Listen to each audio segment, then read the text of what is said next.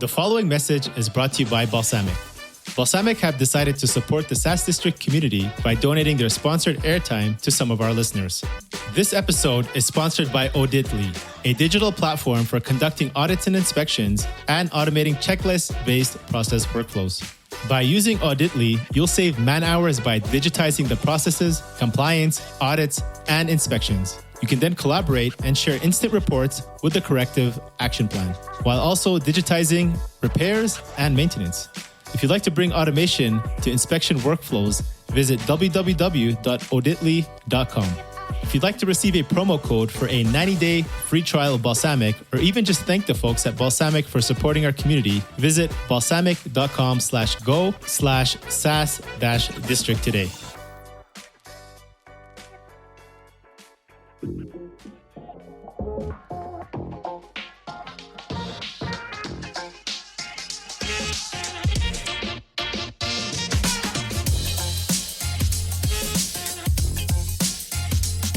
Hello, everyone. This is your host, Akil Jabbar, and welcome back to another episode of SaaS District.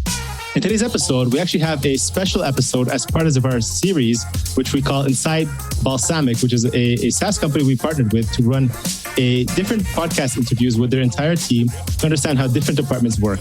And on today's episode, we'll be talking about how to run better sales, tech support, and documentation for your SaaS.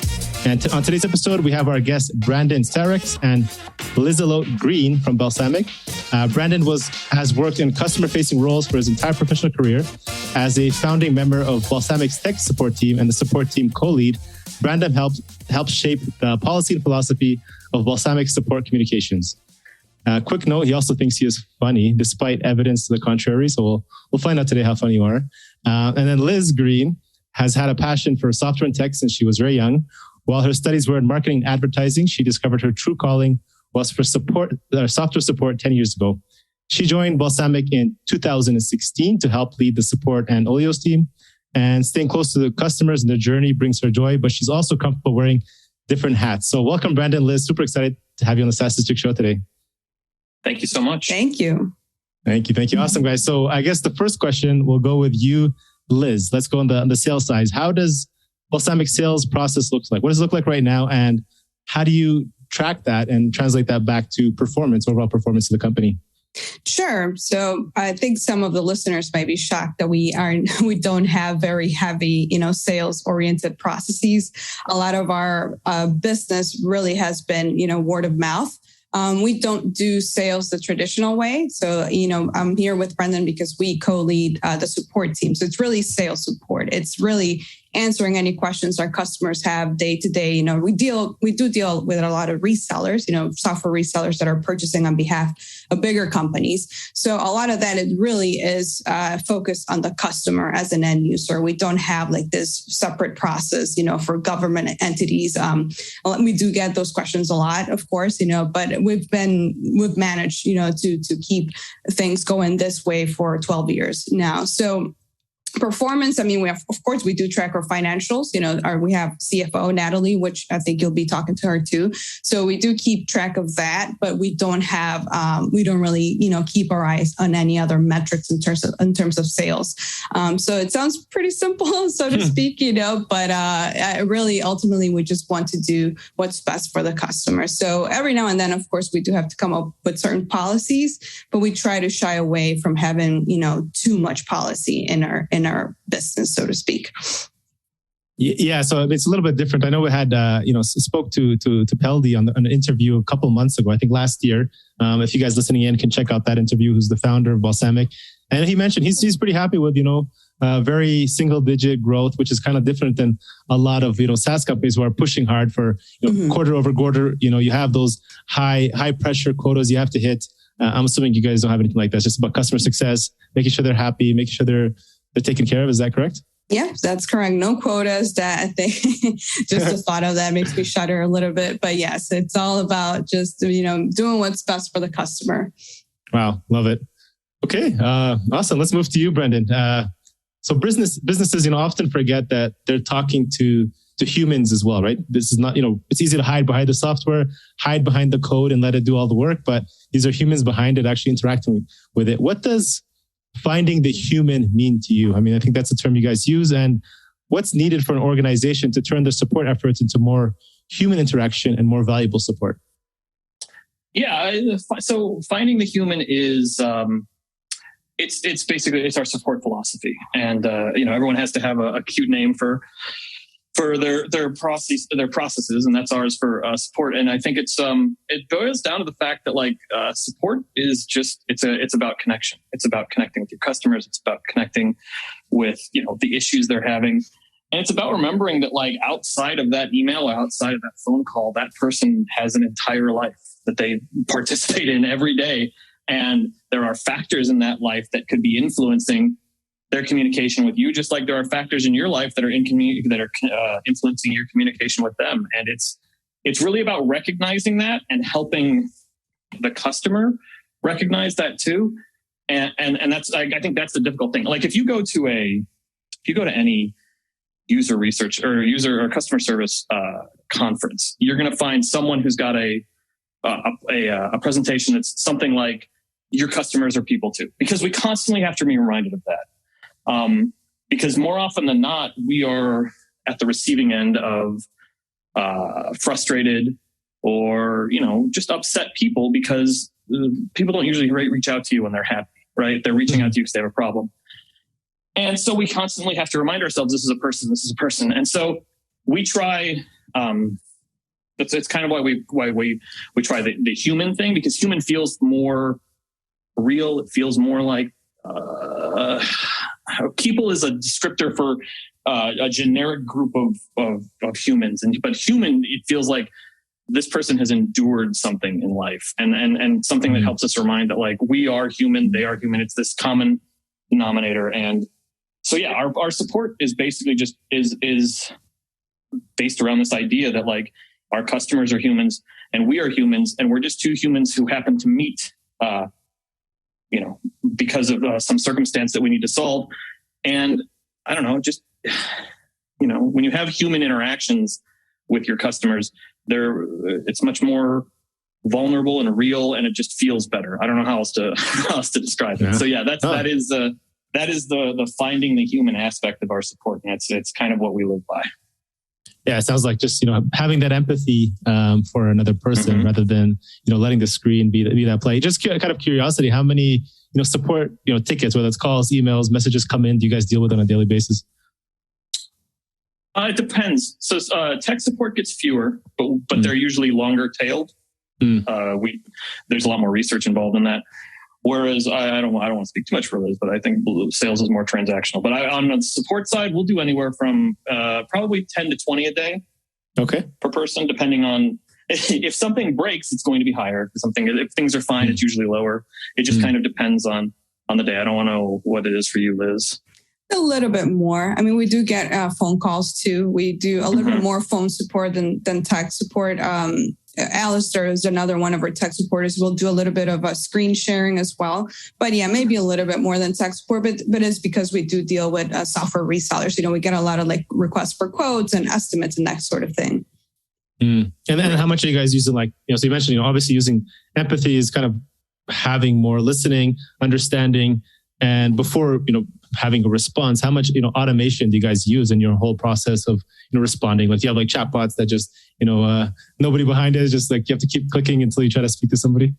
No, you are always talking to a human being. Yes. One way or another, you are always talking to a human being, whether it's over email or phone, or if you're in our Slack, we have a community Slack where people will sometimes reach out for us that way too. You're always talking to one of us. We don't like the idea of chatbots that much. Not to say, but also, we are blessed to not have not have enough volume to require that. So that would be a discussion that we would have if it was necessary, but we are lucky enough to not have that. Yeah, no, that makes sense. Cool. And then I guess the next question I have is, there's a question around, the team unify. How does the Balsamiq team unify, and what are the main pillars or factors that kind of maintain that connection for your team? Seems like you guys have a pretty strong, connection across everyone.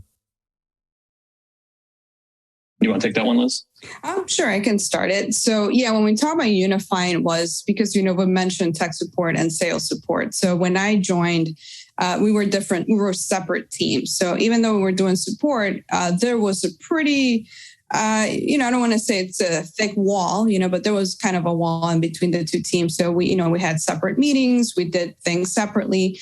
And as time went on, we used to have one meeting where we call it the all support. So everyone that did support would be in that meeting, but it was still pretty siloed, So with time, it just kind of came natural that, we are doing the same job. We're just kind of answering different questions. We're using the same tools, and we all want what's best for the customer. So we should maybe, become one single team. So with time, we did unify that. It just came, to like the conclusion, we should really just be one team, But it did take a couple of years. But we know you were kind of asking about pillars or what's the basis of that. So one of the things that we have been pretty adamant about is just about being open, communicating openly. So we basically wanted to create a space where we all felt safe and speak in our minds, discussing. It's so much easier now when there's one case, like most of our customers are fantastic, but maybe we'll come up with a case where like we hit a wall, we don't know what to do. It's so great to have like the support team that we can rely on just to kind of like talk it out and say, what am I doing wrong here? Can you help me out and stuff? And ultimately that also comes with trust in each other. It's kind of a part of our company values too, so we just really trust each other. We know that we can rely on each other. And I did want to mention that one thing that we've been doing, and this was Brendan's idea, so maybe you should talk about it, but talk about the movie nights, Brendan, because it's really something that brings me joy too, that we do. Oh, yeah. So we do a movie night every month where Liz picks a movie from the list that she's written of, it always seems to be Liz's movies. We don't know what happened. She picks them, but I don't. And we all get together and we stream it together, and we just hang out and chat about the movie while it's playing. Like we don't really do any work during that time. It's a little harder for the folks in Europe because it's later at night. It's like 9:00 for them, but they're happy to come on and hang out too. And so we do that once a month, and it's really been good for our teaminess, because as Liz mentioned, like when Virgin and I started, and we were basically the founding members of the tech support team. We were two separate camps, and we didn't touch anything sales support wise. They didn't touch anything tech support wise. We didn't really talk. It was kind of strange, and we always kind of thought it was strange, but didn't want to rock the boat because we were new. And then Liz joined. And we all were talking about it. And one of Peldy's, one of the great things about working for Peldy is that he was like, you know what, you guys know support. I don't. So do what you need to do to make this work. Like, you guys are the experts. Go ahead, do what you need to do. And so we have freedom to do whatever we want. That was one of the first things we did was unify the teams, because it made more sense. Because when you have 6 people with empathy and your empathy tank is empty, you can go to them and say, hey, I need help with this because I don't know where to go with it. And, you have all this backup. Whereas before we were kind of on 2 islands, and yeah. Maybe just an add-on question on that around, having those difficult conversations. I mean, this can be for either of you, but I think that's something important, right? Something that sometimes you have something that's challenging or difficult to deal with on your own. And, when you have that openness and, the feeling of community with your or family within people you work with, do you have a favorite way or, a style of how you guys approach those situations within the team? I think, if you don't mind, Brendan, I think we do best when we just use so we do have a video call, right? Every 2 weeks. And we have our support channel where we're talking every day and stuff. We'll discuss things on the channel, but there's something about just being able to speak, like brainstorm live and just kind of talk about it, like hearing each other. Because then, that's the opportunity where we get like, oh, I didn't see it from that angle, or I didn't really think about it that way. So I would lean to say that maybe our meetings when we're like face to face are probably the better way that we go about our difficult conversations. Yeah, and sometimes it's not difficult conversations, within our team. It's a difficult conversation that we have to have with another team, and it's really like those meetings really help us drill in on the because we're much more touchy feely in support, right? So like sometimes it's kind of hard to convey that to an engineer. I love our engineers; they're not touchy feely, most of them. And so like sometimes you have to make that translation, right? You have to explain to them why this maybe not is the right move. And when we can all meet up and talk about it, because we all know this person, we've all hung out with them, like we're all friends. So we know what the best way to convey this information is, and we come together and do that. So it's super helpful. I would say that's our biggest asset is those meetings. Yeah. I'm an engineer myself, so thanks. And I wonder if there's some kind of. I told you I'm not funny. He is funny. It's in the thing. I wonder if there's like a personality test you guys have to take to fit in your role. Otherwise, you just don't make the cut. So, no. No. In fact, we don't want to exclude anyone because it's another voice is great. Any voice is great because it's different than ours, and that's what we love. Nice. I love it. Yeah. Even interacting with, Amanda and Laura from your team. I mean, I felt the same thing. I felt that connection, the care, and how much thought goes into every, piece of communication. So I love that, it translates across the whole company. Cool. And then, switching gears to understand the documentation and support side of Balsamiq. I know you have some, pretty cool support resources, documentation that people should check out, but, people are thinking about that. I'm a SaaS founder and I want to, set this up. Can you tell us about how your doc system works and has evolved over time, and how do you find that to be useful for users? Yeah. So docs are weird, right? They're kind of this also thing that a lot of people see them as. When I started, docs very rarely shipped day and date with a feature. And we used, I don't know if anyone remembers desk.com, but that was our email service, or the email client that we used to do tech support. They had a doc system built in, and we were using that. And then shortly thereafter, we decided to roll our own, and it's a GitHub Markdown system that allows anyone to make alterations to the docs, and it's really helped us be fast. And I also think with support taking the main role in writing docs, we are the people that write the docs. It really helps us focus in on what we should be writing about, how we should frame certain things, because we're the ones talking to people. We know how they're interpreting things, so we can reframe that for documentation and help more people that way. And so, yeah, I think that documentation is hard because it doesn't feel like it's one of those things where it's like, well, if I'm designing it right, if I'm designing this correctly, you shouldn't need a documentation. And it's like, it doesn't really work like that. And so yeah, documentation is hard, but super important. It's super important, and it's super easy if you have your support team do it, because they're dealing with that stuff on a daily basis. Wouldn't you say? Liz does all the sales docs, so she can speak more. That I don't think anyone touches sales docs except for Liz, right?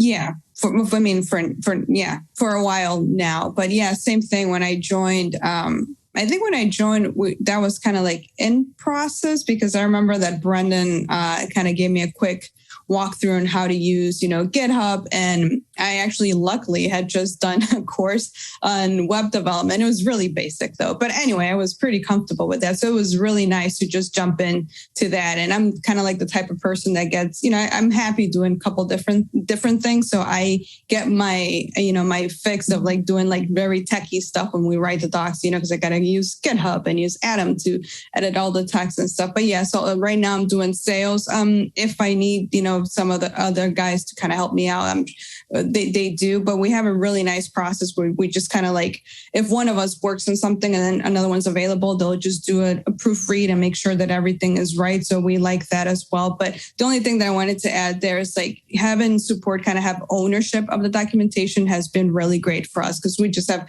complete control. We can ship stuff whenever we want. We hear from the customers directly. We have this little feedback form that we implemented. I don't remember if it was this year or last year. So now we actually have direct feedback from customers telling us, oh, this does not make sense. This is missing, whatever. So it's been a great, great process for us. And just curious on that, how often are you guys, updating this? What do you guys suggest? Like, once a week, once a month, or what's your schedule on that? It depends. We just got done doing a huge thing of docs because we've got a bunch of features shipping in this next release. So, but I think before then, the last time I had written a feature doc, been a year probably, because it just depends on who wants to do it. But updating docs, that's all dependent on just kind of what's changed, and if a user points something out. I literally just made an update to our developer console doc because a user pointed something out to me. So it's super helpful. Cool. All right. Awesome. So thank you guys. That was the hard part. We can move into the fun rapid fire questions here. But before we get into some of those, we'll get into some pet questions because I know we all love pets. So just as little mid break questions here. So we'll start with Liz. What's is it a dog or a cat? Cachao. What's his favorite game to play? Cachao. It's a doggy. Yeah, okay. No worries. He likes to play keep away, which is not great. So instead, he refuses to play fetch. I've tried teaching him fetch. He just won't give me the ball back. He wants me to chase him. So that's his favorite thing. He grabs the ball and he runs around the house, and I have to chase him. Okay. And how do you like this? What's the special way of spoiling or pamper Cachao? Oh, it's all sorts of things, but probably just rubbing his belly on the couch. That's it. Keeps him happy for the rest of the day. Nice. Awesome. Brendan, I heard some cats in the background before, but Titan or Odin, who's the king of the house? It's a really good question. So I think that Odin doesn't really care about the cat unless the cat's in his way. Odin is an English bulldog and weighs, 3 times as much as the cat. So he doesn't care as long as the cat's not in his way. I think the cat thinks he's the king of the house, and I just don't think he's tested that yet. Okay. But it's probably Odin, and I think in a fight, Odin wins. The fight with Odin would win. Yeah, I'll place my bet on Odin as well. What's Odin's? So they both have some favorite sleep positions. What does that look like? Well, so the Titan is, as long as he's up near your face while he's sleeping, he's fine. He likes to put his claws like right here under my eyes, which makes me very nervous, and I don't like very much, but he does it anyway. So because he's a cat and doesn't care. Odin's funny because when my wife and I got him 10 years ago, we made all the wrong decisions. So when we were potty training him, we did not crate him. He slept in between us, and we would each put a hand on him while we were sleeping so that we would know when he was going to get up in the window. We would have to get up and take him out because he was getting up because he was going to go pee somewhere in the room. So we'd get up and take him out. And now he can't sleep unless he is touching a human being. So he's usually asleep in between my legs while I'm sitting on the couch working. Because he's broken. He's a broken animal. That's all right. What do you do when you have to travel? We crate him at some bougie place that they hang out with him. He sleeps on the couch with that. It's okay. Yeah, that's his pampering. Okay. Oh, English bulldogs. Yeah, they're not cheap. No. Cool. All right. Moving on to the other kind of rapid fire type questions. I guess these are, could be for both or either or if you want to answer them. I know you mentioned if you were to have a superpower, what would it be and why? I thought about this for a while. I don't know. Because they're all, I don't know, flying would be cool, right? That'd be cool. Doesn't hurt anyone, probably. So I'd be all right with flying, but everything else seems like there's it's so easily abused that all right, I'll go with flying. I'm gonna go with flying. All right, cool. Yeah, I'll just say teletransportation. Probably if I could just snap my fingers and be somewhere else, that would be cool. Love it. Save you time. You'll be all over the place. Yep. Yeah. What would you say is your superpower at work? Ooh. Do you have one? Empathy. I have way too much empathy. Way too much empathy. It's a really good skill. Yeah. In a bad way. Not in I'm bragging about how much empathy I have so much. It's like a bad thing. Please share me a little bit. Yeah. How about you, Liz? I don't know. I don't want. This was hard because you don't ever want to talk. Anyway, I'll go with communication. I think I kind of make sure that communication happens, or that's always top of mind, make sure that things are clear. So I do a lot of that. Nice. As far as I can tell, Liz is not bad at anything. So I don't know if that's a superpower. She's good at everything she does. So I don't know. Yeah, makes me feel like maybe I need to up my game a lot. She's super woman on everything. Yeah. Yes. What's some kind of favorite hobbies or activities that, outside of work that you find gets you into flow state?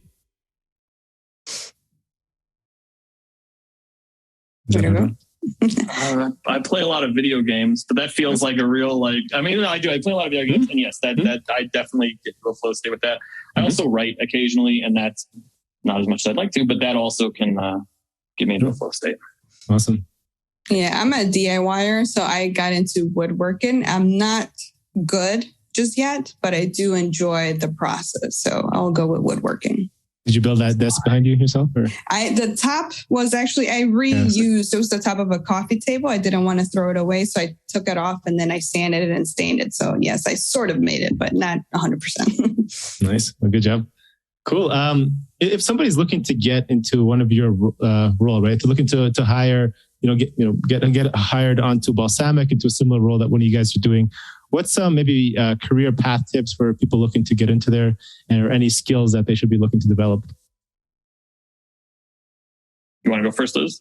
It is a tough one because it's tough because we've talked about this in our team too. Like in our industry, customer support is seen as like a stepping stone. Like a lot of people will start off with that because they want to move on to something else. For us, this is really, what we do. We're not really looking to move on to something else. So I think that would be the first thing. Like if this is really what brings you joy, just helping customers, then you're already, it's a good start, But then besides that, of course, we look for empathy, which is hard to really gauge, in an interview and stuff, but you kind of maybe get an idea of how they go about answering certain questions. So, you want to add anything to that, Brendan?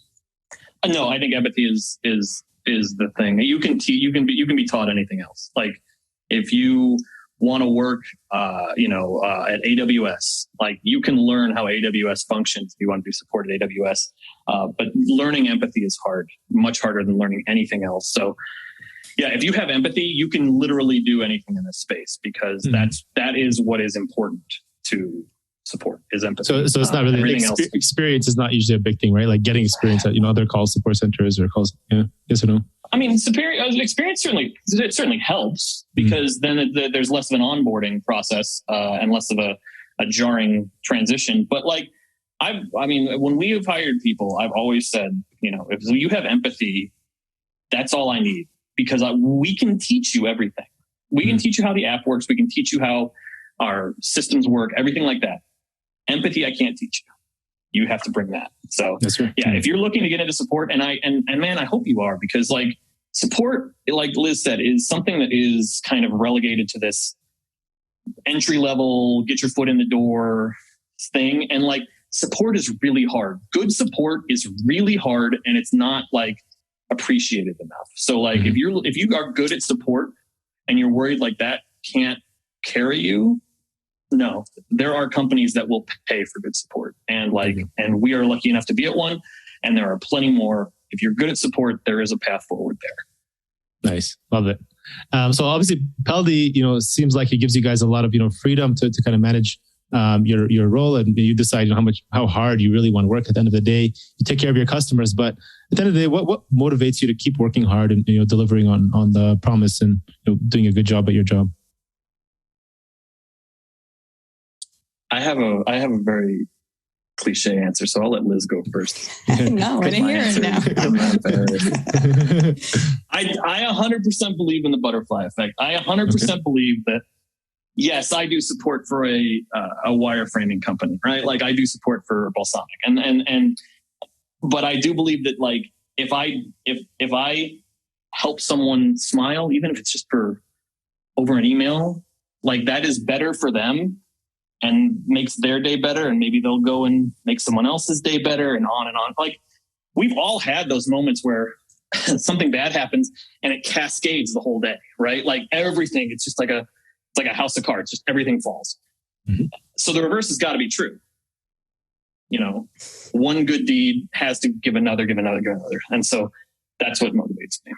It makes the world a little bit better of a place. It does. Yeah. Sending that good energy, that good, vibrations over, and that leads to the rest of the day of the other person. Right. So I like it.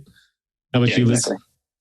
I don't think I have a one answer, but I guess I'll just say, It really, ultimately, my goal in my interactions with my coworkers, our users, our customers, is just to make their day a little bit better, and I'm happiest when I know like that interaction with me left them, I'm not going to say I'm going to make them happy, but at least make them feel better about themselves. And even like little things at work with our coworkers, if I can make your life easier by just doing this one extra thing, I'll do it, so that's kind of like, what motivates me, I guess, in a way.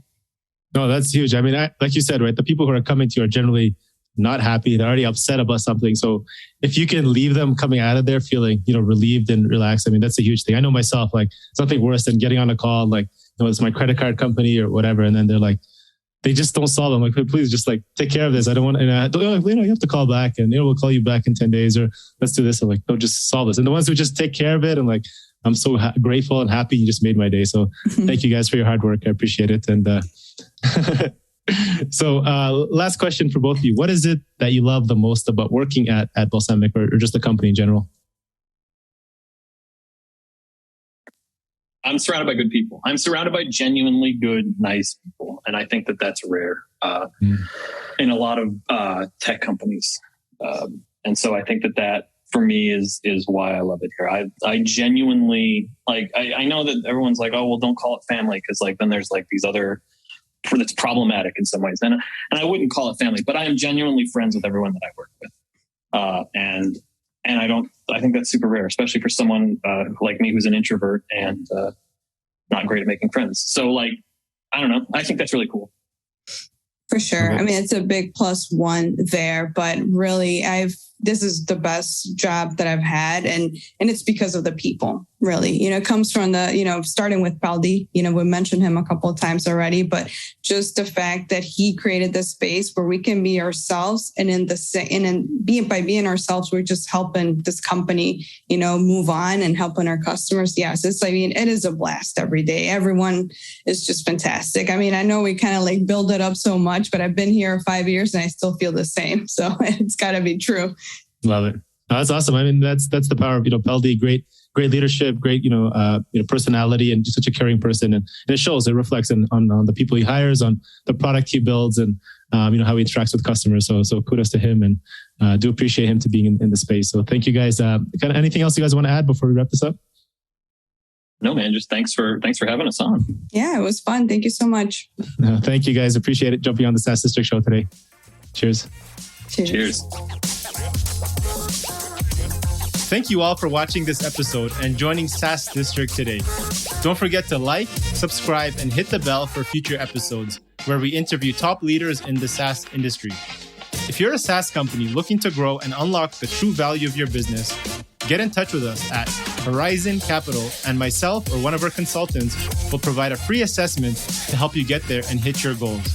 If you have any feedback or suggestions for this podcast, please comment down below and help us improve our content for you all.